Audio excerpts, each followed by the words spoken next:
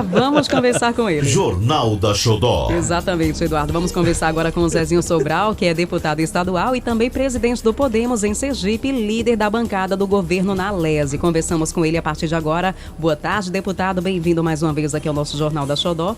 Mari Rodrigues e Eduardo Carvalho, bem-vindo. Boa tarde, Eduardo Carvalho, Mari Rodrigues. Boa tarde ao Aparecido, lá de Glória, né? De Glória, tá em Fez Glória. a nossa saudação. Uma saudação também ao seu xará, ao Aparecido e a esposa dele também aí, nosso Xará da Glória. É diretor, presidente do Detran de Glória, se não me engano. Não é o Detran não, do SMTT de Glória, Aparecido lá.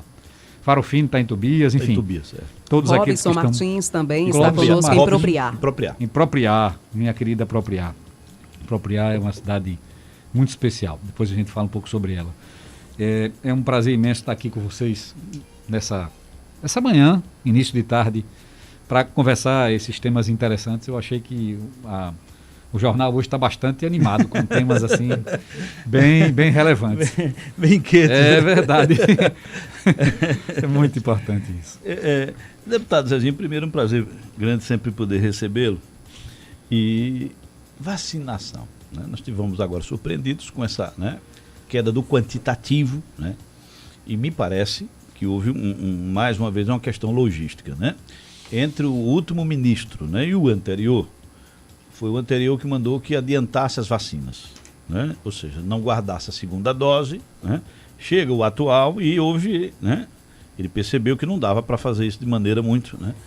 E isso também atinge nosso estado de Sergipe, que inclusive também estava tendo problemas. Eu observei por que o estado de Sergipe estava naquela faixa de não tão contemplado em vacinação. E o problema não era que não tinha vacina à época, é que na parte do interior, algumas das cidades do interior não tinham conseguido fazer o dever de casa, ou seja, a vacina não conseguiu chegar no ombro da população. Mas como é que você está analisando tudo? A questão da vacinação no Brasil, e para as pessoas que nos ouvem e aqueles que estão sofrendo, perdendo seus entes queridos, perdendo amigos, perdendo pessoas todos os dias, e às vezes vendo adoecer, as angústias, o sofrimento naquele momento, é o seguinte: ver pessoas morrerem de uma doença que já existe vacina e que a vacina é eficaz o suficiente para evitar o óbito, para evitar a morte, é duro. Poxa, se todo mundo estivesse vacinado hoje, nós não teríamos a quantidade de óbitos que nós temos. Claro que, eventualmente, um ou outro poderia acontecer, mas não seria na proporção que a gente está vendo, mais de 3 mil mortes no Brasil, e já estamos próximo de 400 mil. Eu acho que, infelizmente, nós chegaremos a essa marca. Se não chegaremos agora, nesses dias, a essa situação difícil e dura da realidade brasileira e também do mundo. Então, tem uma doença, existe uma vacina e a população está vindo a óbito, está falecendo, porque não tem vacina suficiente para atender a todo mundo. Eu acho que esse é o grande dilema do Brasil. Acho que essa era a grande providência a ser tomada, o grande enfrentamento a ser feito. Esse enfrentamento vai se dar em vários níveis, sob várias circunstâncias, principalmente na avaliação das pessoas do que de fato é gestão. Quando a gente observa uma situação como é a saúde no Brasil, e eu vou dizer e dar um depoimento e um testemunho, eu estive em 2015, em um pedaço de 16, como secretário de saúde. E foi um desafio fantástico, e a coisa que eu mais fiz durante aquele tempo foi ouvir aqueles técnicos, ouvir essas pessoas que sabem fazer o SUS, que compreendem a importância de um protocolo. Por que é que a gente vacina pessoas acima de 60 anos?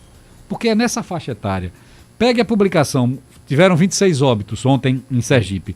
Abra a publicação e conte quantos deles têm mais de 60 anos. Você vai verificar que, em regra, 80% das pessoas que vêm a óbito têm mais de 60 anos. Estão morrendo os jovens? Sim, porque a pandemia se amplia, os jovens se expõem mais. Quem mais se expõe à carga viral pode estar no momento de fragilidade orgânica e ter agravação da doença, é um fato, mas é por conta da exposição maior. Mas os óbitos vêm acima de 60 anos, ou seja, se nós tivéssemos hoje com 100% da nossa população acima de 60 anos vacinada com a segunda dose, nós reduziríamos muito mais da metade, 70% dos óbitos de Sergipe hoje. Seria salvar vidas, Seria importante e estratégico que isso aconteça. Uma segunda questão. A imunização no Brasil, esse projeto de vacinação está sendo diferente dos demais. Porque a vacinação da gripe de idoso, a gente já sabe, tem mais de 60. Quantos tem no Brasil? Fabrica e manda. Não tem vacina para todo mundo. Não tem vacina nem para os que têm mais de 60 no Brasil todo, não tem. Porque se tivesse, o processo já teria concluído e avançado. Tenho certeza que em menos de um mês nós conseguiríamos vacinar todos os 60, os brasileiros acima de 60 anos, se nós tivéssemos a vacina suficiente para isto. Então, é uma situação que a gente se depara nesse momento, aí vem todo tipo de achismo e empirismo. Eu fiz um comentário e fiz uma defesa recente a respeito da necessidade de você vacinar a síndrome de Down, vacinar o autismo. Mas olha, há uma correlação. Primeiro, a quantidade de pessoas, são poucas pessoas. Estamos falando de 600 pessoas no universo de 2 milhões de pessoas de síndrome de Down, por exemplo.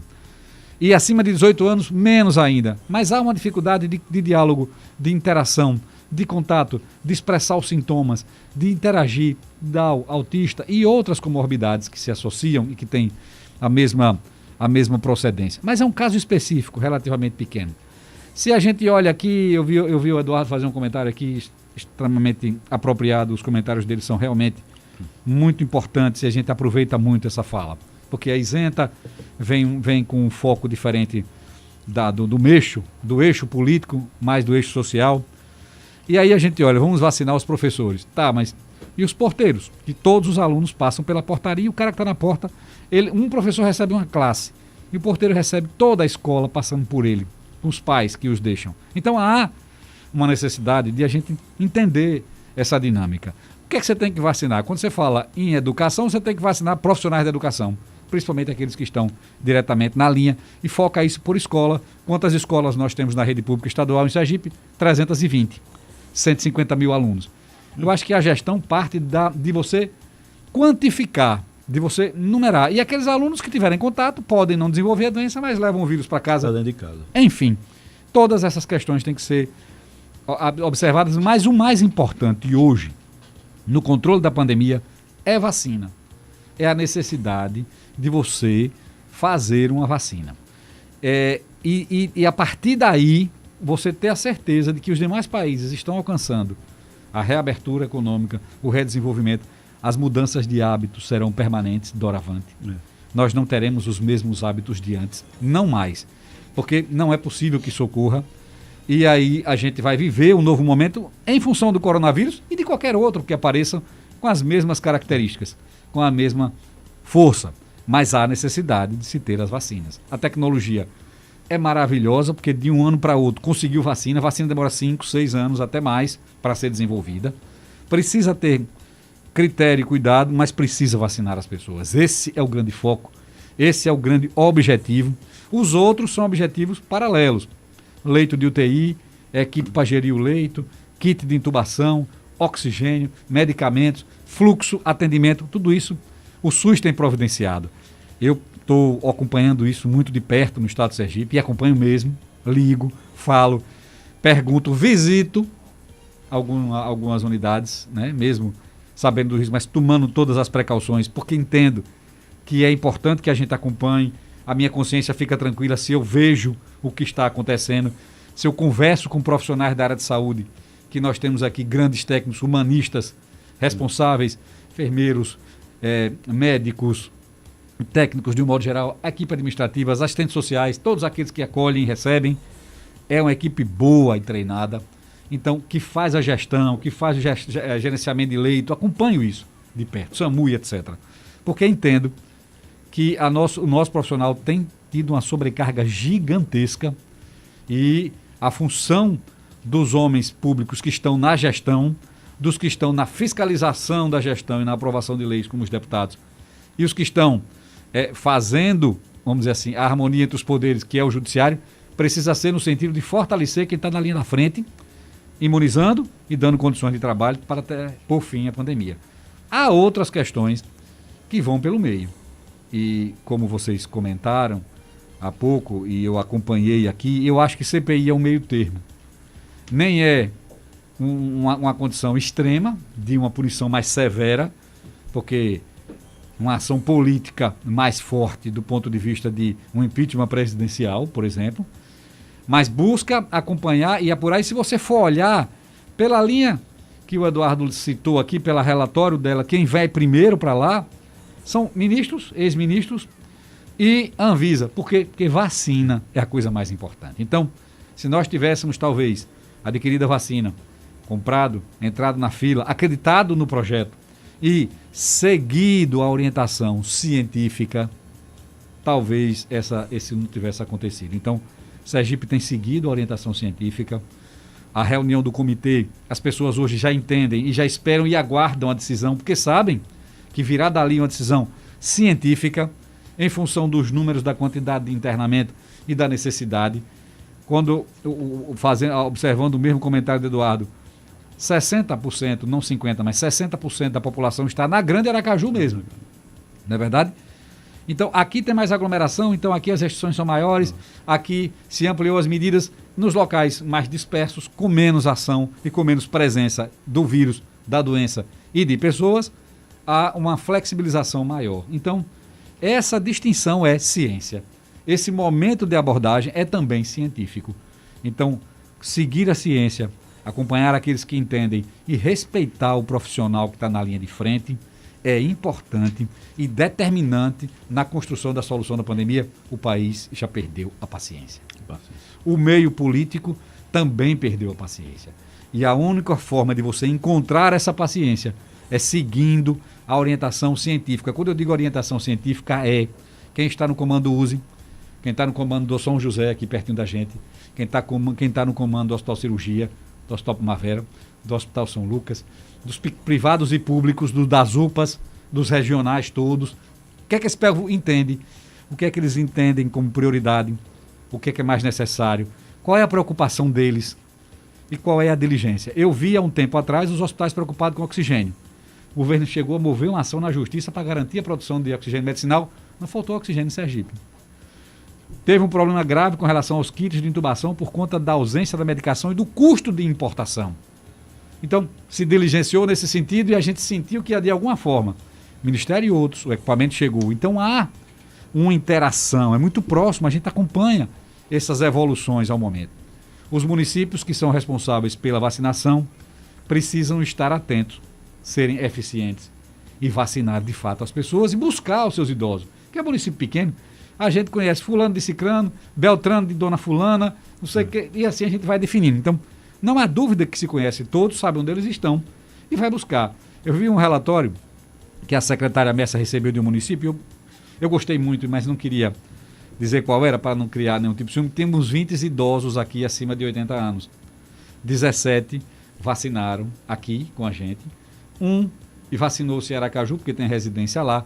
E 2 se recusaram a vacinar. Nós estamos fazendo outra visita para convencê-los a se vacinar. Veja, é essa boa medida, a interação que a gente aguarda dos municípios sergipanos e de todos os outros. E olha, a vinda da segunda dose é importante, sobre pena de comprometimento do programa de imunização. Deu a primeira, a segunda tem um prazo. Tem que acontecer dentro desse prazo. Que inclusive, deputado, inclusive alguns municípios aqui do estado de Sergipe estão justamente com esse problema. Aplicou a primeira dose e a segunda dose não foi aplicada porque não estão encontrando esses idosos. Então, realmente, esse exemplo que o senhor citou é muito importante, esse contato pessoal do gestor municipal, do município em si, com a população, com os idosos, saber quem são, ir atrás, conversar, onde estão, para conversar e mostrar que a segunda dose é importante. A primeira e a segunda também é muito importante. Vamos agora ao intervalo comercial, Eduardo? Mário, olha, é de Carlos e Marcos Benico, que é fazendeiro igual o senhor aqui, Marcos Benico, criador de búfalo.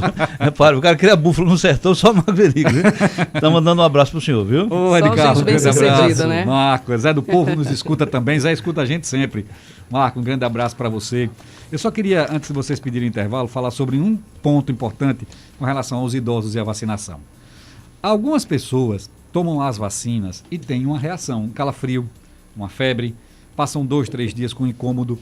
Mas isso não é uma ação ruim, não. Isso é importante, porque significa que o seu organismo recebeu aquele ser estranho e está reagindo e produzindo os anticorpos. Não é que você contraiu a doença, é que você está produzindo os anticorpos para lhe fortalecer a defesa. Ou seja, em você aquela vacina produzirá e produz um efeito positivo, significativo e positivo. Não é ao contrário disso. Então, se algum dos idosos que nos ouvem hoje teve uma reação na primeira dose e acha que terá na segunda, não terá, provavelmente não terá.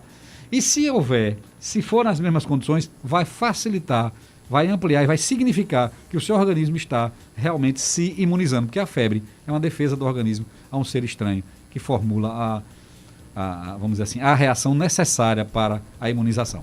Essa informação é realmente importante, até porque é importante falar também que qualquer vacina pode ter uma reação. Não somente a vacina contra o Covid-19, mas qualquer vacina. Então, é importante deixar muito claro isso. Vamos agora ao intervalo comercial. Estamos conversando com o deputado estadual Zezinho Sobral. Já já a gente continua por aqui nossa entrevista. Você está ouvindo Jornal da Xodó em Rede. Não saia da sintonia.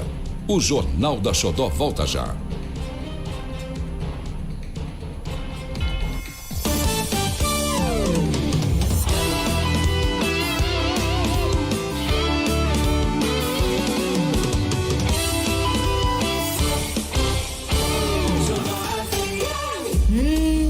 Quando bate aquela fominha, você é daqueles que pega o celular e mata logo à vontade? Com o Banese-Card, você usa aplicativos de entrega com toda a segurança.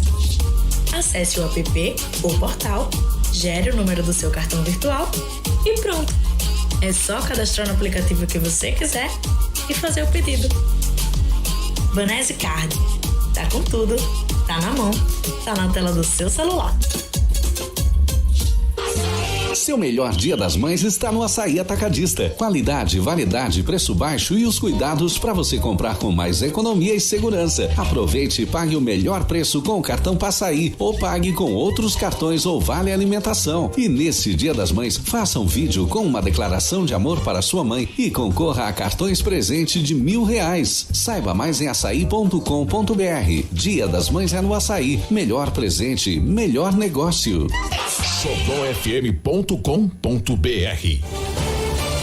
A Prefeitura não deixa de proteger quem mais precisa durante a pandemia. Aumentou o número de abrigos para as pessoas em situação de rua dormirem, se alimentarem e cuidarem da higiene. Além disso, ampliou a entrega de cestas básicas às famílias mais vulneráveis. Um lugar bom que a gente toma o café da gente, tudinho, ganha tique de almoço, são bem acolhidos. Graças a Deus. A gente vacina, cuida da cidade e protege você. Para que você possa se programar com antecedência e maior segurança, a Energisa informa que necessitará interromper o fornecimento de energia nessa quarta-feira, 28 de abril de 2021, para realizar manutenção e melhoria na rede elétrica nos seguintes locais e horários: município de Itabi, povoado Lagoa do Boi, das 12h40 às 19h20. Município de Japaratuba, povoado Cibaldi, Rua 2, das 12h40 às 19h20. Povoados Porteiras, Tiririca, Moita Redonda, Salvadorzinho, Fazenda Tiririca, assentamento 9 de junho, das 11h40 às 18h20. Município de Japoatã, Conjunto Heraldo Aragão, Rua Governador Albano Franco, das 12h10 às 20h. Platô Escritório Central Maresias, das 11h40 às 19h20. Município de Malhador, povoados Anta, Palmeira, Saco Torto, Paleira, Tabua, Rua Palmeiras, Sítio Pinica-Pau, Fazendas Prazeres e Diamante, das 12h40 às 19h20. Município de Maruim, Fazendas Nossa Senhora de Lourdes, Jucuruna, Boa Hora, das 7h30 às 14h30. Município de Nossa Senhora Aparecida, povoados Malhada dos Bois, Pau Preto, Riachão, Salgadinho, Bom Sucesso, Fazenda Canindé, das 12h40 às 19h20. Atenção! Caso haja algum imprevisto ou serviços sejam concluídos, o fornecimento de energia poderá ser restabelecido antes do horário previsto. Por medida de segurança, sempre considere as instalações elétricas energizadas. A Energisa sabe que a falta de energia gera alguns transtornos, mas pede a compreensão de todos os seus clientes, pois essas são obras fundamentais para melhorar ainda mais a qualidade do fornecimento de energia elétrica. Qualquer dúvida, entre em contato com a Energisa, pelo aplicativo Energisa On, pelo site www.energisa.com.br ou ligue para 0800 079 0196. Você está na Rede Xodó de Comunicação, Sistema Integrado de Rádios do Estado de Sergipe. Você está ouvindo Jornal da Xodó em Rede. E a maior equipe do rádio jornalismo sergipano. Um novo jeito de fazer rádio jornalismo. Ético, transparente, dinâmico, democrático e objetivo. Jornal da Xodó em Rede. Jornal da Xodó em Rede. De volta por aqui com o Jornal da Xodó, 12h40. Boa tarde para você acompanhando e ficando bem informado com o jornalismo da Rede Xodó de Comunicação. Vamos girar com a notícia.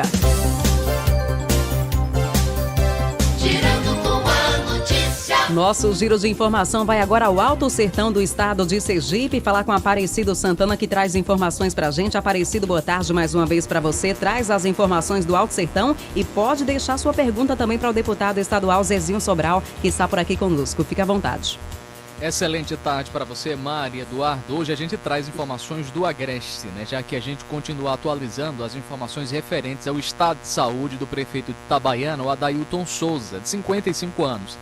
Desde ontem que a gente informava a respeito do estado de saúde dele, que está internado no Hospital Primavera em Aracaju para tratamento aí do coronavírus. A informação que a gente recebeu é que ele está com 25% do pulmão comprometido. Ele já realizou, inclusive ontem, uma tomografia. O resultado saiu no período da noite. Ele já está internado, como disse, desde ontem, com fortes dores no tórax no momento que foi internado, mas que está evoluindo aí, portanto, o tratamento. A internação do prefeito ela foi decidida depois que os exames feitos apontaram que o tratamento em casa não estava evoluindo. Então ele cumpria o isolamento domiciliar desde a terça-feira. Quando teve os primeiros sintomas, fez o teste e saiu o resultado positivo no domingo. E aí, conforme a assessoria, o Adailton, depois de internado, está num quarto isolado, acompanhado pela sua esposa, em observação, e o estado de saúde agora é estável. A internação é uma medida, portanto, de segurança diante da possibilidade de agravamento do quadro de saúde. Como a gente informou ontem, ele teve que ser internado às pressas. O Valmir, inclusive, que conversou com a imprensa, relatou de que no momento que ele foi internado teve alguns problemas respiratórios, que é um dos sintomas graves da Covid-19. Então, o estado de saúde dele agora já é mais tranquilo, mais estável. Aproveitar que a gente está falando de Covid-19, aproveitar que o Zezinho está concedendo entrevista para a gente perguntar a respeito justamente dos 10 leitos de UTI Covid que estão sendo instalados em Itabaiana. Deputado, o senhor está acompanhando essa instalação de mais leitos lá na cidade de Itabaiana, que é um dos grandes centros que recebe muitos pacientes ali de toda a região agreste. Eu, Aparecido Santana, lá de Nossa Senhora da Glória. Então, Aparecido, coincidentemente ontem, na Assembleia Legislativa, a gente conversava sobre esse assunto. Eu, juntamente com o deputado Luciano Bispo e outros deputados que discutiram essa questão desses novos leitos. Itabaiana está ampliando mais 10 leitos de UTI Covid. A dificuldade para a sua concretização, inclusive a sua inscrição junto ao Ministério, é a formação das equipes de intensivista, que nós estamos esgotando os recursos humanos na construção de novos leitos. Nesse momento de UTI, leitos Covid, foram abertos praticamente 200 novos leitos Covid no estado, leitos de UTI. Isso significa que as equipes que estão cadastradas para assumir cada leito, e para cada 10 leitos tem que ter uma nova equipe, e uma nova conjunto de equipes, na verdade, porque não é uma equipe só que fica os 7 dias na semana e as 24 horas do dia. Há algumas equipes. Então, a dificuldade na concretização desses 10 leitos são as equipes. Há, inclusive, alguns hospitais regionais mais próximos das fronteiras que estão buscando construir esses leitos com profissionais de equipes de estados vizinhos para poder consolidar. Mas sim, existe realmente, Aparecido, a indicação de mais 10 leitos de UTI Covid lá no Hospital de Itabaiana, aguardando mais a formação das equipes e a disponibilidade de profissionais do que propriamente a questão física de equipamentos e de estrutura. Deputado, tem pergunta de ouvinte agora. Sim, boa tarde, me chamo João Paulo, gostaria de saber do deputado Zezinho Sobral se tem alguma informação sobre a convocação dos policiais penais. Olá, João Paulo. Eu estava aqui, peraí que tem mais gente aqui. O pessoal de Nunes, Agailton Nunes, está me fazendo a mesma pergunta que você. Olha, a gente teve uma reunião e uma presença com os policiais penais do concurso que estão para ser convocados, e a resposta que foi dada naquele momento com a minha presença e que fui testemunho e que defendo, obviamente, essa convocação, porque sei da necessidade de composição e de apoio ao sistema penal, foi de que o governo estaria buscando a consolidação dos índices de lei de responsabilidade e a condição necessária para poder fazer a convocação agora, no início desse segundo semestre, se houvessem e se reunissem as condições objetivas para tal. Foi esse o compromisso assumido. A gente está aguardando ansiosamente, assim como vocês, a concretização desses índices e espera que logo se faça essa convocação, até por conta do trabalho e da motivação que todo mundo tem fazendo nas redes sociais comigo. A gente dialoga muito e nós levamos constantemente essa solicitação, tanto ao secretário Cristiano quanto ao governador Belivaldo. E tem, Elisângela, ela pede apoio para o PL 2564/20 de enfermagem. Elisângela está pedindo seu apoio aí para o... Me permita, Elisângela, lhe tratar carinhosamente de Eli.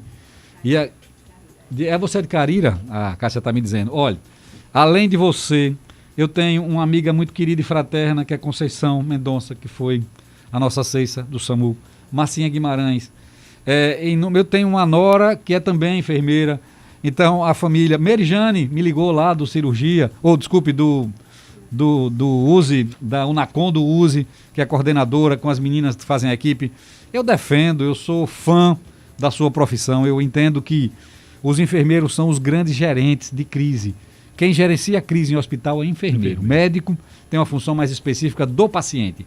Quem observa todo o ambiente ao seu entorno, toda a dinâmica e a instalação dos protocolos de saúde e administrativos e sanitários dos hospitais sob a responsabilidade do enfermeiro. O enfermeiro é feito para isso. Então, defendo o piso, defendo as horas, defendo a categoria de modo geral, tanto para enfermeiro quanto para técnico de enfermagem. Há uma propositura, no Congresso Federal, a gente apoia, eu já manifestei para todas e para todos essa minha defesa veemente, no sentido de que precisamos valorizar esses profissionais, porque são grandes profissionais, grandes resolvedores de problemas e administradores de crise na saúde são enfermeiros. Enfermeiro, né? E, Zezinho, em relação a CPIs aí na Assembleia Legislativa, vocês tiveram a CPI da pedofilia e recentemente uma tentativa de CPI da Covid.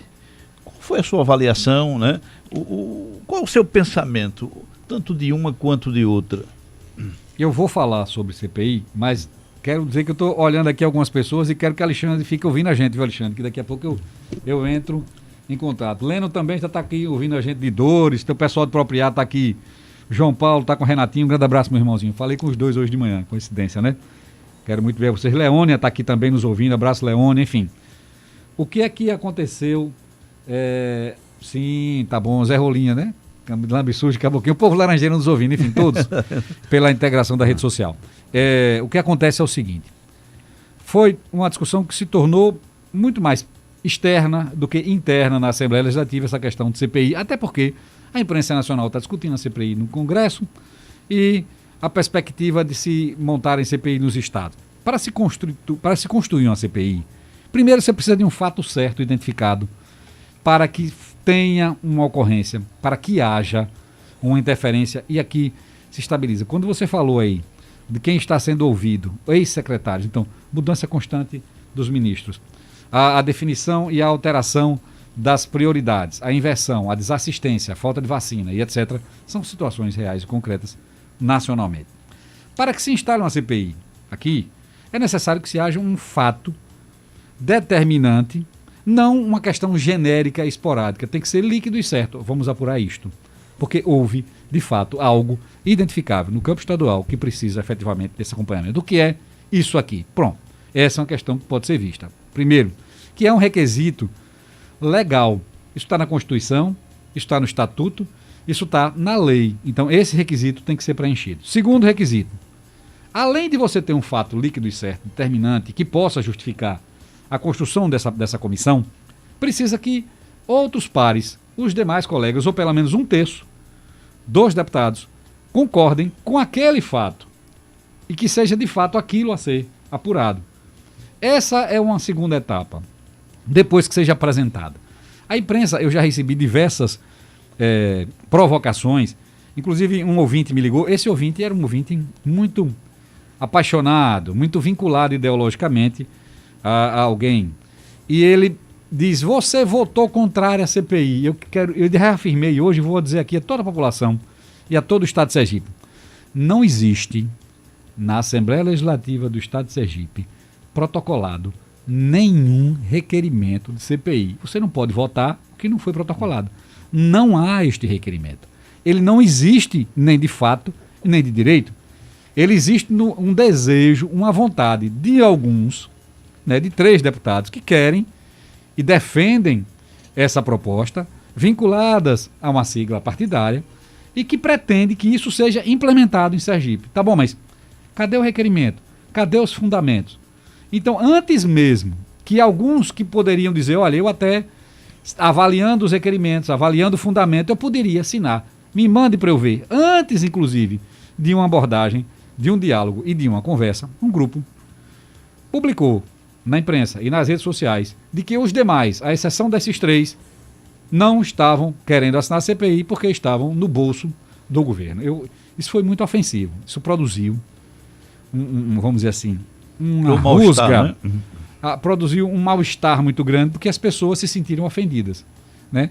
Eu recebi ligações de vários deputados, principalmente das deputadas. As deputadas foram as primeiras a manifestar a sua indignação em função disso e manifestaram isso na Assembleia também, dizendo que não aceitavam essa comparação. Claro que você pode defender ideias distintas, blocos distintos, situações distintas, mas informar a população de que alguém estaria negociando um apoio, ou mesmo voltando, até nem sequer, repito, nem sequer houve protocolo para teria que ter 8 assinaturas, né? No mínimo são 24. Um terço da casa teria que concordar. Não há isso. Não foi apresentado o fundamento. Eu, se tivesse um requerimento, eu pelo menos leria quais eram os fundamentos desse requerimento e apresentava. Olha, é por isso, a lei diz isso, a Constituição assim. E eu chamo os colegas para poder apresentarem a sua participação. É o que vejo. Não aconteceu. E eu, quando fui questionado, quando fui pressionado, eu fui lembrar às pessoas e ao Estado de Sergipe que não é novidade CPI. Eu já assinei CPI, eu já concordei. Aliás, eu concordo com tudo que seja correto. Eu entendo que tudo aquilo que está errado não merece guarida. Eu não estou acobertando, não estou escondendo nada. Não tem requerimento para ser votado. Ponto. No requerimento que houve, nós votamos no requerimento da CPI da pedofilia. E essa CPI foi aberta em novembro, encerrada em março, com o seu prazo vencido, e não houve diligências nesse sentido, presidida por um dos membros desse mesmo bloco. Eu digo, pergunta que fiz, nós estamos aqui discutindo um processo de CPI para apresentá-lo à imprensa, para dizer, olha, a CPI foi aberta. E aí, pronto. E esse é o resultado, e o resultado efetivo. E por que é que nós fomos questionados no ano passado, em 2019, e quando a gente aprovou a CPI com a minha assinatura, ela não produziu os efeitos? Será que o efeito era para ficar na rede social? Será que o efeito era para dizer à imprensa e à população sergipana, nós estamos fazendo alguma coisa? Mas quando se apresenta efetivamente o resultado, aonde está? O que? Como? De que jeito? Então, eu fiz uma pergunta e uma indagação. Em vez de vocês estarem discutindo a CPI, ou formule, junte as assinaturas e apresente. Mas se não tem o desejo e a vontade, digo, olha, eu tenho o desejo de fazer isso. Mas você atribuir aos outros uma ação que não houve em função de um desejo seu não realizado, ou até eu não queria usar o termo correto, de não se conseguir convencer os demais, nem de apresentar um requerimento que fosse adequado e apropriado para a constituição de uma comissão como esta, em Sergipe. Porque se você for ver os governadores e que estão sendo convocados, repare que teve problemas lá, né? Uhum. Teve diligência, teve os órgãos investigativos. Repare que os que tiveram problemas estão sendo convocados para lá, para dizer o que foi que aconteceu. Aqui não teve. No Estado, no âmbito do Estado, nós temos essa transparência que a gente acompanha. Então, a discussão está no campo político. Se a gente vai discutir no campo político, vamos avançar. Por quê? Essa CPI não vai trazer vacina, não vai aumentar leite de UTI, não vai trazer equipe de intubação, não vai trazer oxigênio, nem vai trazer equipes para a gente abrir novos leitos. A gente precisa focar no problema, salvar as vidas, e aqueles que estão desviando esses recursos pagarão em 2 escalas. Primeiro, na escala dos homens, porque ninguém vai deixar de apurar isso. Isso não passa batido. Os órgãos de controle não vão deixar barato. Todo gestor sabe que está na gestão hoje, que enfrentará os órgãos de controle na frente, com muitos olhos, com muitas lupas observando. Porque existem hoje 6 órgãos de controle que estão fazendo isso. Inclusive, eventuais comissões no futuro, se porventura houver barreira ou obstáculos nesses órgãos que não conseguirem apurar. Segundo, tem a compensação da lei divina. Não dá para você vender, né, nem negociar com a vida de ninguém, muito menos se aproveitar da pandemia para oferir dividendos financeiros ou dividendos políticos. A politização da saúde da pandemia trará graves consequências. É tão criminoso aquele que diz que quem tomar a vacina da Coronavac vira jacaré, porque eu já vi aqueles memezinhos, e a gente tem que entender que nós, às vezes, que estamos acostumados com as brincadeiras, os fakes, a gente sabe que é fake. Mas você pega uma pessoa de idade e olha ali, um velhinho que está com a pele parecendo um crocodilo, virando um camaleão, porque tomou a vacina, ele acha que vira mesmo. E eu já encontrei muitas pessoas crentes, eu não vou tomar essa vacina não, que eu vou virar um jacaré. E essa pessoa vem a óbito, meu caro amigo, você comete o crime igualzinho àquele que adquiriu, que roubou, que desviou o recurso, porque você produziu o óbito, você produziu a perda de uma vida. E se os órgãos de controle não lhe pegam, a providência divina não deixará escapar de momento algum. Então, há necessidade de a gente poder observar com clareza as ações que foram vistas, e tenho certeza que, da minha parte, da parte de muitos, o que a gente quer é acompanhar a vacinação, acompanhar as ações, e quando esse requerimento vier a ser apresentado, se ele tiver fundamento, vamos olhar. Eu não darei cobertura a nada errado, mas também não vou dar palanque para nego fazer discussão política, partidária, em cima da vida, da morte de ninguém, nem discutir pandemia sobre uma ótica política, porque eu discordo disso. E discordo de todos os lados. Daquele que diz que é um descaso, que é isso, que supervaloriza, e daquele que diz que nega, que diz que não existe e que joga, vamos dizer assim, alguma coisa no ventilador só para poder escamotear os seus erros e os seus equívocos. Eu acho que essa questão tem que ser tratada agora e nós teremos muito tempo para entender e ver aqueles que cometeram qualquer tipo de abuso. Em Sergipe, a condução da pandemia está na mão de bons profissionais, bons técnicos, de um comitê científico que acompanha efetivamente essas ações, e eu estou consciente disso e tenho acompanhado isso. Estamos chegando ao finalzinho já da nossa entrevista, Eduardo Carvalho, com o deputado estadual Zezinho Sobral. Mas para encerrar com um assunto leve, vamos falar sobre as casas de farinha, deputado, que a gente sabe que existe uma PL para reconhecer essas casas de farinha como patrimônio cultural de Sergipe. Eu vou... quando a gente fala sobre tudo. Mas tem... Joadnes me pergunta aqui, Zezinho, 400 mil doses de vacina não resolve a questão da população do Sergipe todo. É verdade, você está certo, mas olha, 400 mil doses dá para cobrir toda a população com mais de 60 anos, onde tem 70% dos óbitos, ou seja, você reduz pelo menos 70% dos óbitos, e as outras que estão vindo do Ministério, você vai reduzindo a idade até chegar. Então, Nininho está ligando aqui também. Nininho, um grande abraço, me salvou de um barco. Tem uma pergunta aqui do Pedro Gomes, boa tarde. No domingo está prevista a realização do concurso do IBGE. E até o momento não houve nenhuma posição do governo ou a prefeitura se vai liberar ou não. O deputado tem alguma informação sobre? Olha, eu soube, Eduardo, eu fiz um comentário, inclusive, nas redes sociais a respeito do IBGE. É um absurdo a gente suspender o censo. Aí teve uma pessoa que disse para mim, você vai gastar 2 bi, uma servidora, 2 bi para fazer um censo? Eu disse, minha querida, nós gastamos, eu digo, a União gastou 46 bi no auxílio emergencial. E ela está usando os dados de 2010. Então a gente não sabe onde estão os pobres, onde estão os mais necessitados, aonde estão aqueles que não têm atividade econômica, aonde estão os empregos, aonde estão aqueles que precisam de assistência de saúde, aonde está aquele que precisa de educação, onde está a população, os invisíveis, aqueles que estão fora dos nossos cadastros e que as políticas públicas não conseguem chegar. Ninguém consegue realizar política pública, Eduardo, sem conhecimento, sem informação técnica. 2 bi é muito pouco, porque a gente pagou 46 bi de auxílio. Talvez se a gente tivesse gastado os 2, tivesse gastado 40, economizado 4 para atender outras áreas. Então, planejamento é coisa importante, censo é coisa importantíssima. Quando a gente foi resolver o problema da falta de medicamento do USE, minha primeira pergunta, quantos pacientes a gente está tendo na UNACOM do USE? Muitos, eu digo muitos, não é uma solução. Quero quantos? Nós temos 600 APACs. A APAC é aquilo que o Ministério reconhece como atendimento. Eu digo, mas veja, e o que o Ministério não reconhece? Então, peraí, secretário, nós vamos ter que contar um por um. Eu digo, conte um por um e coloque um sistema. Sabe o que o Ministério fazia, Eduardo? Só pagava metade do que a gente fazia. Nós temos 1.200 pacientes atendidos por mês. Não tinha o e dado, só registrava 600. Então, quando a gente olhava, eu só tenho que comprar para 600. Não, nós passamos para comprar a 1.200. Então, foi a base de uma identificação, de uma função, que a gente fez um planejamento e começamos a solucionar o problema de falta de medicamentos. Então, política pública só será e só terá resultado se tiver conhecimento de para quem. Então, é a avaliação de impacto. Quando eu cheguei, que fui assumir a função no Pronese em 2007, com DEDA ainda, o finado, eu fui para o Ceará fazer uma avaliação de impacto. O que é isso? Perfil de entrada, investimento e situação atual. O que avaliou, quanto você botou, como era o perfil de entrada? Sem perfil de entrada, não existe conhecimento. Então, pelo que eu sei, foi suspenso o concurso do IBGE, foi suspenso essas informações. Isso é terrível para o Brasil.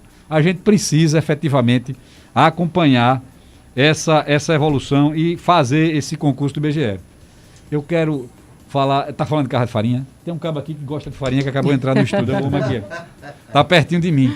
Posso anunciar aqui, seu Nelson? Se me permite? Além de seu Nelson, né, que serve de tudo, de gerente, a pedreira, ele está mais de tudo aqui. Seu Nelson é uma figura fantástica. Está chegando também aqui o deputado João Daniel, que é também um adepto da agricultura familiar, um fã da farinha, e a gente tem a farinha reconhecida aqui como patrimônio cultural do Estado de Sergipe, desde o processo de produção até o processo de entrega e fabricação. E eu acho isso fantástico, porque gosto muito de farinha. E a farinha é boa e barata, e o povo pode comprar porque é produzida por muita gente. Se farinha fosse commodity, a gente estava pagando o preço de feijão. Então o feijão está lá de 7, 8, a farinha está de 3, de 3,50, de boa qualidade no preço bom, porque é produzida pela agricultura familiar, é solidária, é parceira, acaba a planta, divide com o vizinho, divide com a família, leva um saco para casa, distribui outro com o dono da casa, e assim faz. E estavam querendo encerrar e fechar as casas de farinha, porque tinha que ser produzido em grandes indústrias, e farinha é cultura, não polui nada, sustenta a gente. E todo menino do interior já comeu papa de farinha e sabe como é importante isso. Eu sei que nós temos aqui uma grande participação nesse estudo fantástico com vocês. Quero dizer que, lembrando quem está nos ouvindo, e aqui que o deputado está aqui conosco, o deputado federal, e o Alexandre, do DENIT, está aqui nos ouvindo também, participando com isso. Eu quero dizer que ele nos garantiu que de Carmópolis até Propriá, encerra, inclusive o viaduto de Propriá, seu Nelson, fica pronto até o mês de dezembro. A empresa que abandonou a obra já foi retirada e vai ter uma nova contratação de Carmópolis até Laranjeiras. E agradecer porque ele arrumou o trevo todinho ali da BR-101 em Laranjeiras, deixou um brinco chique, né? Que estava um tempo acompanhando. Enfim, e agradecer a Marcos, ex-presidente do Conselho da Farolândia, que está nos ouvindo aqui também, Leninho, que está nos ouvindo lá em Dores, Tenente Rodrigo lá em Arapiraca, Bernardo no Arauá, Renatinho está me ouvindo, viu, João Daniel? Escuta, ele está aqui nos ouvindo com o João Paulo, Elisângela, Leônia, Sérgio, até a esposa está aqui nos ouvindo também. Um abraço para todos eles que estão aqui nos acompanhando nesse momento. Obrigado, viu? Obrigado por sua participação, por sua presença. É sempre muito bom poder ouvi-lo, viu? Quem agradece sou eu. Falo muito, né? Mas fico muito feliz de estar com vocês. Parabéns por essa emissora fantástica que está fazendo um belíssimo estúdio aqui para melhorar a comunicação do povo sergipano. Olha, quero dizer também que faz maior sucesso quando chega por aqui o deputado, viu? Porque tem muitas mensagens aqui no WhatsApp da Xodó com muitas perguntas. Vamos estender esse convite para um outro dia para responder as dúvidas dos ouvintes aqui da Xodó. Pode ir para a rede social também, né? Ele falou que responde na rede social. Pronto, para você que mandou sua mensagem aqui e não foi atendido a sua pergunta, vai lá na rede social do deputado Zezinho Sobral, que ele vai responder a sua pergunta. Intervalo comercial, já voltamos com mais informações. Você está ouvindo Jornal da Xodó em Rede. Não saia da sintonia. O Jornal da Xodó volta já.